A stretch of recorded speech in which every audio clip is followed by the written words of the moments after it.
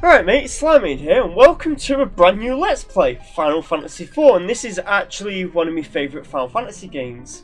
Now, there is kind of a little bit of a change I'm going to be doing with this Let's Play. Now, apparently Square Enix is a bit aggressive whenever it comes to, like, you know, how people present the games and stuff like that. So, unlike the other Let's Play that I'm going to be doing alongside this, which is going to be one of the Spyro games, not too sure which one just yet until I start recording it, which will be happening maybe in like 20 or so minutes or so. This one's going to have little to no like flashy editing in it. If there's any kind of correction I want to do, like something involving text, I can just pop that up on screen. But other than that, I'm just going to play it more like a traditional Let's Play. So let's actually hop in.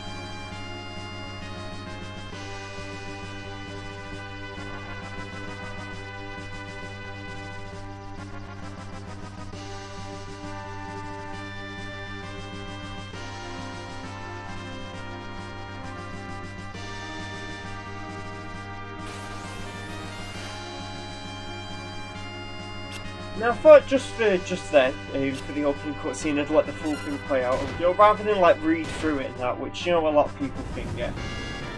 These battles you don't have to really worry about, they are actually automatic battles. You just kind of, I guess they kind of give you a little bit of an insight onto like the opening cutscene, well not opening cutscene, but like how like a little bit about how the gameplay works and stuff like that, which I'll be explaining more in like more detail than that whenever we actually do get to playing the game. But I may as well mention there's just a really funny thing about this scene is that in either the Steam version of this game or in the like iOS version of the game, whenever our main character here, Cecil, is first introduced, in the DS version of the game, which is what the Steam and iOS version are based off of, which is referred to as Lord Captain, but in the in Steam and iOS version, I think the Steam version might have it fixed, but in the iOS version he's referred to as Load Captain, which is just like a funny error, which is really strange because the DS version never had that issue. But anyway, this is our main character, this is Cecil, and he's a Dark Knight, and I'll be explaining a bit more about what like Dark Knights are and what they do and stuff like that whenever we do get into the combat. But right now we are actually just going to be delivering the crystal to the king. Now I am actually going to go ahead and state that while I've played this version of the game, and I have actually like beat this version of the game, and I've actually even played the SNES version, the one that I am the most familiar with is actually the DS version, which is it's famous because it's a lot more difficult than most versions of the game. Now, Final Fantasy is kind of known to some degree to be quite difficult of, you know, an RPG series. Now, it's not like Shin Megami Tensei kind of difficult, but some areas of these games do get really difficult. And there is a few bosses that I would mention in particular, but I kind of don't want to spoil them just yet. Because this is, unlike, say, the Smash Bros. Let's Play that I did, this is more of a story-driven game. And speaking of story, as you can see that the King of Baron doesn't quite trust Cecil right now. He doesn't kind of trust that Cecil is, well, he's questioning his orders, and he's kind of sent him now to slay the Mist Dragon. However, he's also gave us the bomb ring to give to Mist. Cecil's also lost his title of the Commander of the Red Wings. And with this popping up on screen, you can now actually see that we've now finally been given... Wrong button. We've finally been given control of the character. So we're just going to have a quick nosy around at what all these the lads are doing. I actually do really love these castles in these old like SNES and NES like RPGs and that. And this is Kane. Kane's actually one of Cecil's childhood friends. And we'll be seeing a bit more about what Kane and being a Dragoon's all about a little bit later on whenever we do get into some combat situations. Now this is, I think this is Baigan, or was that another guy who kind of just like said, King wants to see you? Could be wrong though. And there's just going to be a few things that we'll see as we're exploring the castle. Like, this guy informs us that there is a switch right here, which you can actually see because there's a little pop-up thing here. And it'll just give you a few items. It'll give you an E4, a 10 and 480 gil. It gives just a bit, you know, to start off with. There's also this guy here who's actually guarding some treasures that we're not allowed to access. We've just got these guys talking about a guy called Sid. And there's another closed tower. Now, like I said, I'm not going to elaborate on a lot of these things. I'll explain more of these, you know, later on. We've got a room full of the iconic black mages. I like how that guy goes like, "What was that?"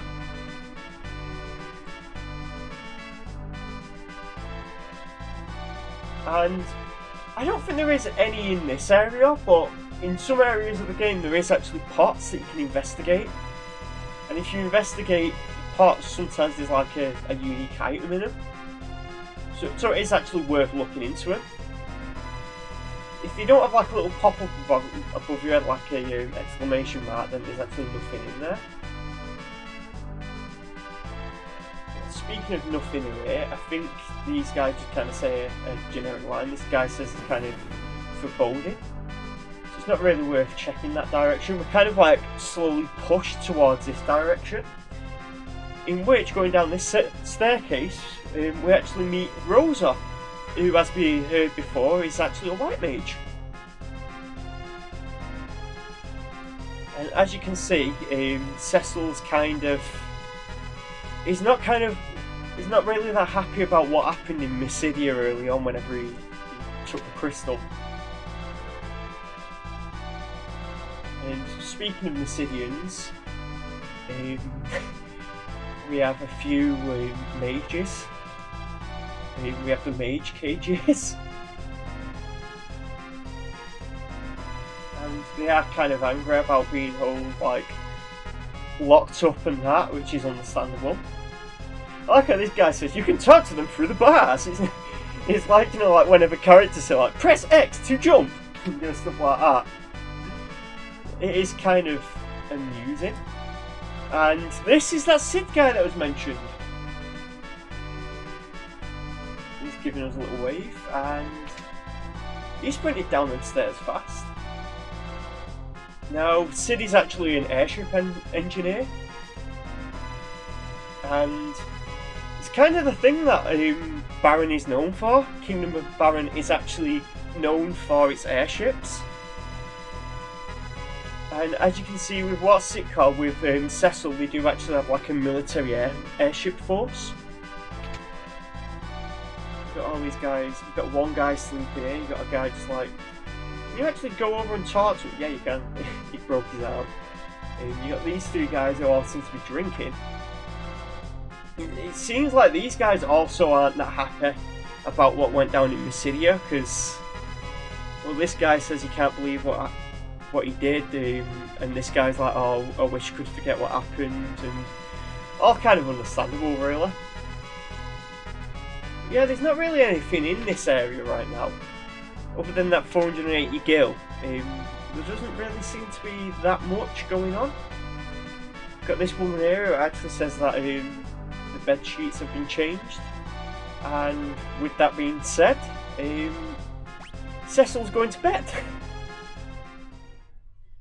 Now, I was saying about being more familiar about the 3D, not 3DS version, the DS version, which has a lot of changes. Like, it actually has like full 3D cutscenes. They are kind of like bobblehead models and that, but this scene in particular is quite interesting, because as Cecil's having his doubts about everything that he's done, Cecil stares out of the window, and there is some imagery of the moon that is...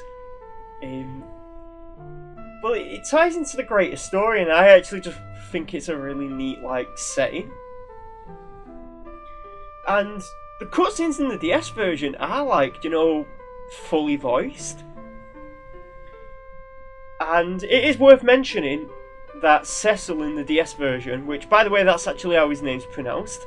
I've heard a lot of people call him Cecil, which is pronunciation I've not really heard before for the name Cecil, but the DS version does actually say that his name is Cecil.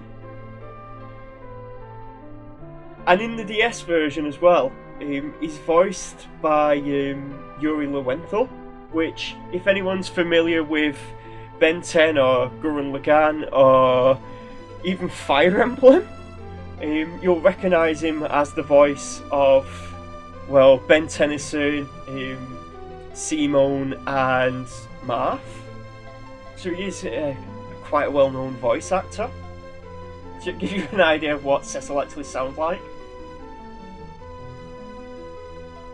And I think he's like one of the only voice actors that I can say from the DS version that I like recognise from other things. So anyway, we've got Kane here saying, so are you ready for some real combat? Actually, speaking of voice actors, I'm going to say that in the DS version, Kane actually has this deep voice. It's like very Batman kind of thing going on. I've heard some people jokingly call him Bat Kane. I think it actually helps that with his with his like the DS version of his like design and that, he has his helmet over his eyes, and he just got like his helmet has got like white areas around the eyes to give him that kind of like Batman look. May as well mention here, not only have we got this nice pixel art of Baron Castle, but we actually have the Final Fantasy main theme playing. And I can just about hear it because like the volume that I do whenever I record these kind of things is actually turned down a bit. Now, while this is actually saying about our Baron's airships are like the best in the world, and how Cecil has been set out to, on his journey and stuff like that, and how monsters are multiplying and Baron exploits his power and stuff like that, and what is really going on behind the scenes and that. While it thinks that we're gonna head out on our adventure, straight away, I do actually have a few things that I just want to explore. See, we might have just been in Baron Castle, but like a lot of places in Final Fantasy, there's a castle and a town that you can visit. So with this kind of nice cutscene, really, it's not like a finger, like cutscene, but it's a nice pixel art. To be honest, it is something that if I ever had my own place and had like a like a room just for game stuff, I would have something like that on my wall. So we've got a shop here, and this just sells like some basic stuff. You got your potions, Phoenix Downs, which is just like healing stuff. Now it says revives an ally from the KO status. In some games it'll just be like straight up dead status. Same thing really. Golden Needle cures petrification, which is kind of like dead, but without being dead. It just kind of turns you to stone. Maiden's Kiss stops you from being a frog. Eye Drops cures darkness, which is basically your character just go blind. Antidote cures poison. Tent actually lets you sleep, and that restores. So I'm going to buy a few of them. I've actually bought probably way too many. Gizzle Greens, which is I believe the official pronunciation for that. Summons the Fat Chocobo or Chocobo. We won't be seeing that guy for a while though. Actually, I'm going to go back in there. It's not likely, but it'd be fun if there was, you know, just some stuff in them pots at the side. Like this pot over here. And then we've got an inn. Now I'm not actually going to use the inn because we are like fully healed and that, but this is where you come to heal and what's it called? You got a potion in there. And then there's this kid saying, are you a bad guy because you look like one? Whereas this woman's kind of like cowering in fear. Now Cecil is a Dark Knight, which is kind of an ominous figure. An ominous sounding like name and that. But as we've seen from the little cutscenes and that, Cecil is a nice guy. So you don't have to really worry too much about Finger. Like, as you can see here, you've got a lot of people questioning, well, why would you become a Dark Knight?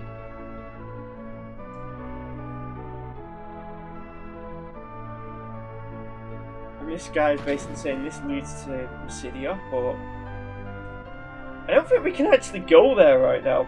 Yeah, I was going to say, it seems a bit odd considering that they say, oh, you should what's it called, you should go here and go here. And this guy here is naming way, and that's just if you want to change the name of your characters, which you can do. In the DS version, he looks more like a rabbit, and he actually has like a strange side quest. And you've just got that guy explaining how battles work. This is like a tutorial room onto like, this is how you do this, that, and the other. And I'm trying to go through this as fast as we can, because I did say I wanted to show off some of the combat, but I also wanted to, you know, explore the attack. We are getting a lot of free potions here. This woman's warning us not to go to Mist. This place is locked, so we don't have to really think about that. See, a lot of people are really scared of what's it called. And then there's this girl here who says, you do something, I promise I won't spread rumours and I'll do something neat, you know, to not get in trouble. And there's always this like daft thing that they do in this game with like dancers. And it just seems to be like there's one in every single town. And there's a really funny one later on. They don't really do anything. It's just kind of a... It looks like he's spinning. I've never actually seen that before, but you can actually go through here and find the tent. So that's pretty neat. And then we've got this little place over here, if we can just reach it. We've got an old woman who just says about, oh, that's the old waterway that goes to the castle, but it's been locked. But with that being said, let's actually set off on our adventure and start exploring. Also, I'm just going to mention, I've been explaining a lot, but there is a chocobo forest here, and you can actually, I actually completely forgot about this, but this is where you can use Gizzle Greens. I thought he appeared much later, but that's just me forgetting, because I don't really use the finger. So anyway, we've got our first enemy there, which are just goblins. Goblins don't really have anything special, but they have a rare drop, which is, I'll explain that later on, but it's a summon. Now Kane's a Dragoon, he's got a unique ability called Jump. Now, if you're familiar with Pokemon, and you've seen the move Fly, it's pretty much that, really. Now, this game doesn't really have a standard turn system. It just kind of has a system of like an action time battle where you got a bar that builds up. And when that bar builds up enough, you can actually attack. Now these things here, the Helldivers, sometimes they're called Eagles I think, actually have a move called Petrify. No, it's called Beak, that can petrify you. It's worth mentioning, by the way, Kane's unique ability is one of the few unique abilities in the game that actually doesn't use MP. But it is actually slower than most things, but it is fairly strong. Now there is 2 more enemies that I want to show off in here. And I did actually say I wanted to explain what Cecil's Dark Knight figure really was. Now he's got an ability called Darkness, and in this game it's kind of a multi-hitting, it hits all enemies but at the cost of health. And it also scales, by the way, where dealing damage, I think it's like 10% of your max HP, is one of the other enemies that I wanted to show off. This is the floating eye or floating eyeball. These guys don't really have anything special. And I believe there's just one more that I want to show off. Because I do actually want to complete the bestiaries. Think of it like a complete the Pokedex.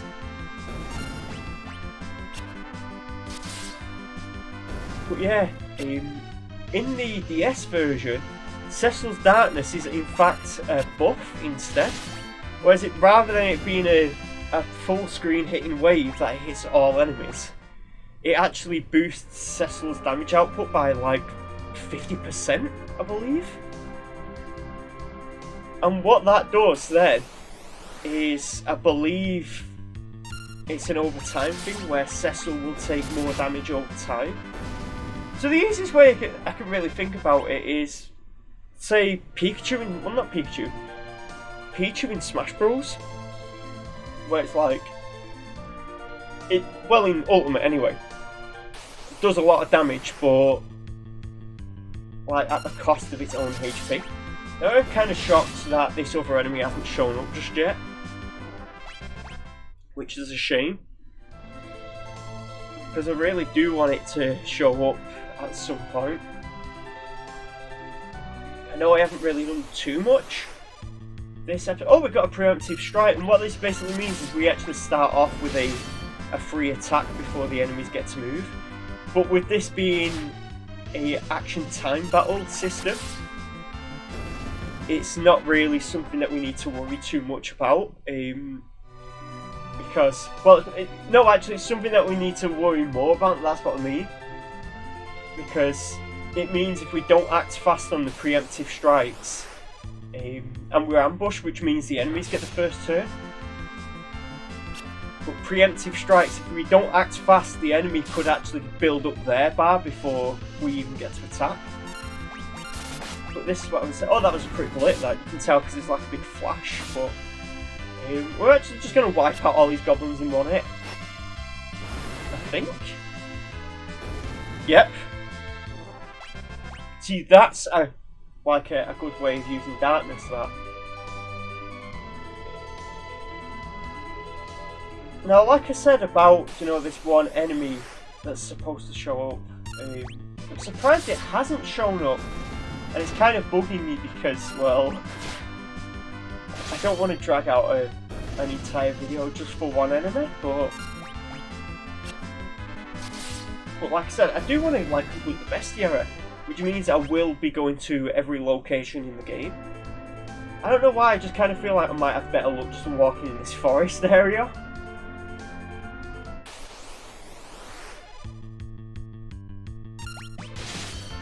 But yeah, what's it called?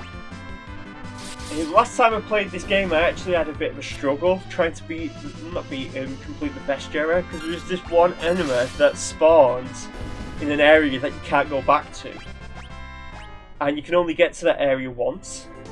And once you actually go past a certain part of that area, you can't return.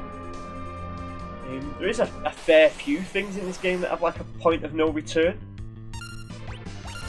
But with it reaching like 25 minutes on the recording software, what I am probably just going to do now is I'm probably just going to cut the video and then wait until I find the enemy. So, oh, we got eye drops from that. I'll see you guys in just a second, actually. You know, that's funny that I literally just stopped recording for about 5 seconds and the enemy showing up. It is the sword rat, which has a kind of unique thing with it. I don't know if we'll like one hit KO it or not. It all depends on just like how strong we are. I don't think we're that strong. Oh yeah, we actually one hit KO'd it. But it has a unique ability where if you hit it for damage that doesn't kill it anyway, it will just immediately counter with a even stronger attack. So some enemies can counter. So with that, just all that completing the bestiary for this area anyway, I'm going to end the episode off here. So if you like the start of this new Let's Play, I know not too much really happened, it was more an informative kind of thing. If you liked it, don't forget to comment, rate, like and subscribe and that kind of stuff, and I'll see you guys next time. Bye!